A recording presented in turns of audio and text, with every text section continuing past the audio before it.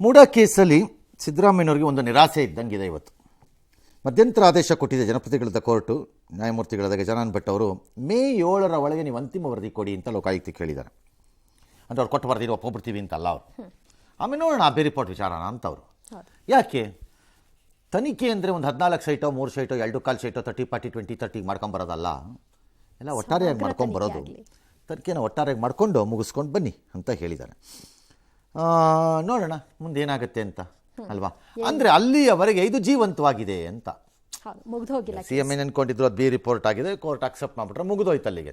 May be ರಿಪೋರ್ಟ್ನಾರ challenge ಮಾಡ್ಬೋದು, ಹೈಕೋರ್ಟ್ಗೆ ಹೋಗ್ಬೋದು, ಸುಪ್ರೀಮ್ಗೆ ಹೋಗ್ಬೋದು, ಆಮೇಲೆ ನೋಡ್ಕೊಳ್ಳೋಣ ಫಸ್ಟು ಅಂತ ಅಂದ್ಕೊಂಡಿದ್ರು. ಅದು ಹಂಗಾದಂಗೆ ಆಗಿಲ್ಲ. ಈಗ ಇಡೀ ಕೂಡ ದೂರದಾರನ ರೀತಿ ಅವ್ರಿಗೆ ಚಾಲೆಂಜ್ ಮಾಡೋಕ್ಕೆ ಬಿ ರಿಪೋರ್ಟ್ನ ಅವ್ರಿಗೆ ಅಧಿಕಾರ ಇದೆ, ಅವ್ರಿಗೆ ಅವಕಾಶ ಇದೆ ಅಂತ ಹೇಳಿದ್ದಾರೆ.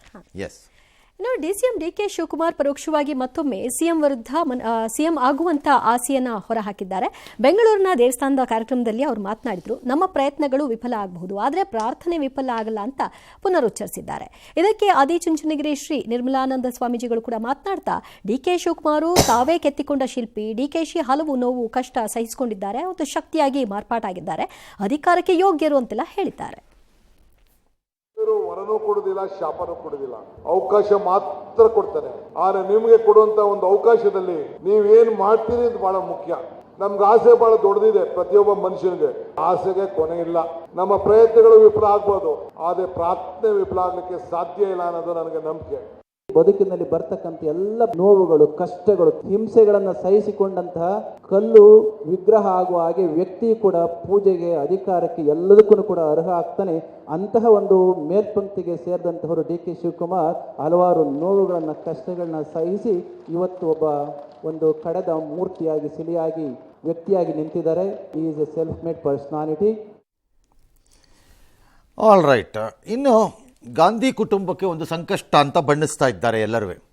ನ್ಯಾಷನಲ್ ಹೆರಾಲ್ಡ್ ಕೇಸು, ಹಳೆ ಕೇಸು, ರಾಹುಲ್ ಗಾಂಧಿ ಮತ್ತು ಸೋನಿಯಾ ಗಾಂಧಿ ವಿರುದ್ಧ ಇಡಿ ತನ್ನ ಮೊದಲ ಆರೋಪ ಪಟ್ಟಿಯನ್ನು ಸಲ್ಲಿಸಿದೆ.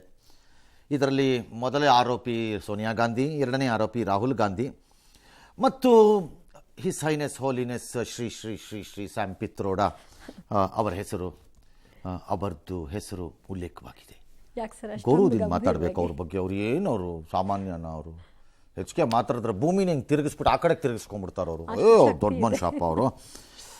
ದೆಹಲಿಯ ರೋಸ್ ಅವೆನ್ಯೂ ಕೋರ್ಟ್ಗೆ ಚಾರ್ಜ್ ಶೀಟ್ ಸಲ್ಲಿಕೆಯಾಗಿದೆ. 700 ಕೋಟಿ ಆಸ್ತಿಗೆ ಈಗ ಇಡಿ ಮುಂದಾಗಿದೆ. ಕಾಂಗ್ರೆಸ್ ಎಂದಿನಂತೆ ಅದನ್ನು, ಇದು 2014 ಸುಬ್ರಹ್ಮಣ್ಯಂ ಸ್ವಾಮಿ ಕೊಟ್ಟ ದೂರಿನ ಆಧಾರದ ಮೇಲೆ ನಡೀತಾ ಇರೋದು ಇವೆಲ್ಲ.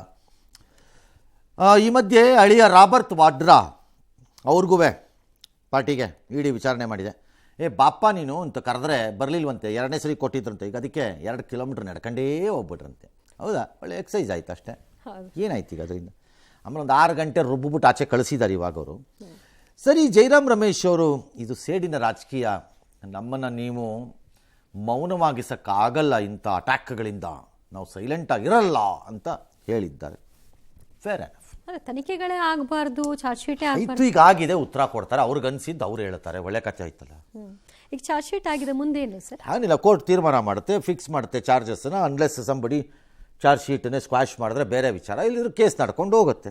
ಆ 700 ಕೋಟಿ ಆಸ್ತಿನೂ ಜಪ್ತಿ ಮಾಡೋದು ಕೋರ್ಟ್ ಡಿಸೈಡ್ ಮಾಡುತ್ತೆ. ಇವರು ವಶಪಡಿಸ್ಕೊಂಡ ಮೇಲೆ ಕೋರ್ಟ್ ಆ ವಶಪಡಿಸ್ಕೊಂಡಿದ್ದ ಮಾರ್ಗ ಮತ್ತು ರೀತಿ ಸರಿಯೋ, ಪ್ರಕ್ರಿಯೆ ಅಲ್ಲವೋ, ಅಥವಾ ಅವಶ್ಯಕತೆ ಇದೆಯಾ ವಶಪಡಿಸ್ಕೊಳ್ಳೋದು ಅನ್ನೋದನ್ನು ಕೋರ್ಟ್ ತೀರ್ಮಾನ ಮಾಡುತ್ತೆ.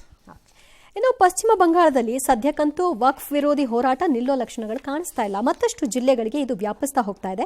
ದಕ್ಷಿಣ 24 ಪರಗಣ ಜಿಲ್ಲೆಯಲ್ಲಿ ನಡೆದ ಪ್ರತಿಭಟನೆ ಹಿಂಸಾರೂಪಕ್ಕೆ ತಿರುಗಿತು. ಪೊಲೀಸ್ ವಾಹನಗಳಿಗೆ ಬೆಂಕಿ ಇಟ್ಟರು. ಮುನ್ನೆಚ್ಚರಿಕಾ ಕ್ರಮವಾಗಿ ಹೆಚ್ಚಿನ ಪೊಲೀಸ್ ಸಿಬ್ಬಂದಿ ಹಾಗೆ ಕೇಂದ್ರ ಮೀಸಲು ಪಡೆಗಳನ್ನು ನಿಯೋಜನೆ ಮಾಡಲಾಗಿದೆ.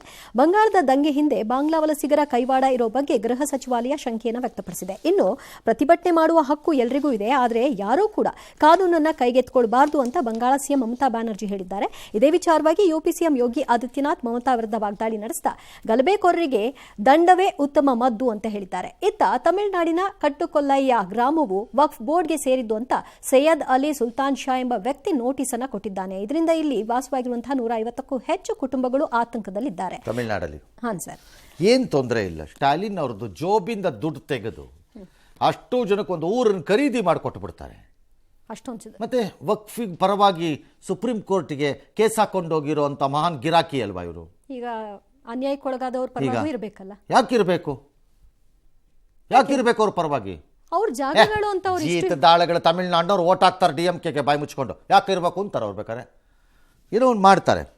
ಪಶ್ಚಿಮ ಬಂಗಾಳದಲ್ಲಿ ಆ ಮೇಡಮ್ ಹೆಂಗಿದೆ ಅಂತಂದರೆ, ಮರ್ಡರ್ ಆಗ್ತಾ ಇದೆ, ಕಾನೂನು ಪ್ರಕಾರ ಕ್ರಮ ತೊಗೊಂಡ್ಬಿಡ್ತೀನಿ ಎಲ್ಲವನ್ನ ಮೇಲೆ, ಯಾರು ಮರ್ಡರ್ ಮಾಡಬಾರ್ದು, ಡೈಲಿ 20 ಮರ್ಡರ್, ಕಾನೂನು ಪ್ರಕಾರ ಕ್ರಮ ತಗೊಂಡ್ಬಿಡ್ತೀನಿ. ಒಂದೊಂದ್ಸರಿ ನಮ್ಮ ಪರಮೇಶ್ವರ್ ಹೇಳ್ದಂಗೆ ಇದು FIR ಆಗುತ್ತೆ, ನಾವು ಕಾನೂನು ಪ್ರಕಾರ ಕಠಿಣ ಕ್ರಮ, ಇದು ಕಠಿಣ ಕ್ರಮ ತಗೋತಾ ಇದ್ದೀವಿ.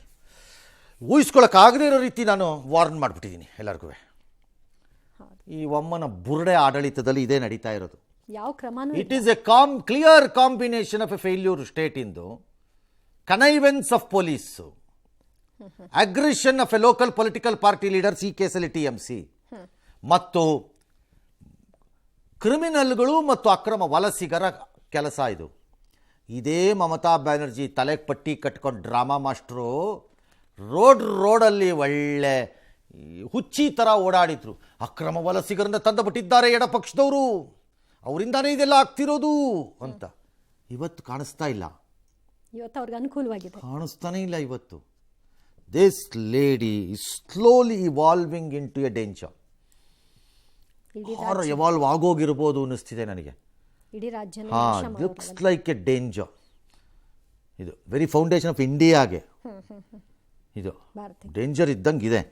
ಇಲ್ದಿದ್ರೆ ಹಿಂಗಾಗೋಕ್ಕೆ ಸಾಧ್ಯ ಇಲ್ಲ. ಸುಮ್ಮನೆ ಬ್ಲಿಪ್ ಸರ್ವಿಸ್ ಮಾಡ್ತಾ ಇದು ಯಾರು ಏನು ಮಾಡಬಾರ್ದು, ನಾನು ಕ್ರಮ ತಗೊಂಡ್ಬಿಡ್ತೀನಿ ಅಂತ ಎಲ್ಲ ಆಗ್ತಾ ಇದೆ, ಆಕ್ಷನೇ ಇಲ್ಲ. ಅಲ್ಲ, ಅದು ಡಿಕ್ಲೇರ್ಡ್ ಆ್ಯಂಟಿ ಹಿಂದೂ ಪಾರ್ಟಿ ಅದು. ಬಟ್ ಅದನ್ನು ಪಶ್ಚಿಮ ಬಂಗಾಳದಲ್ಲಿರೋ ಜನನೂ ತೀರ್ಮಾನ ಮಾಡಬೇಕಲ್ಲ. ನಾವು ಒಪ್ಬೇಕಾ, ನಿಮ್ಗೆ ಅದೇ ಬೇಕು ಅನ್ನೋದಿದ್ರೆ ಅದರಲ್ಲೇ ಒದಸ್ಕೊಳ್ಳಿ ಅಂತ ಅನ್ಬೇಕು. ನಿಜ, ಆಯ್ಕೆ ಅವ್ರಿಗೆ.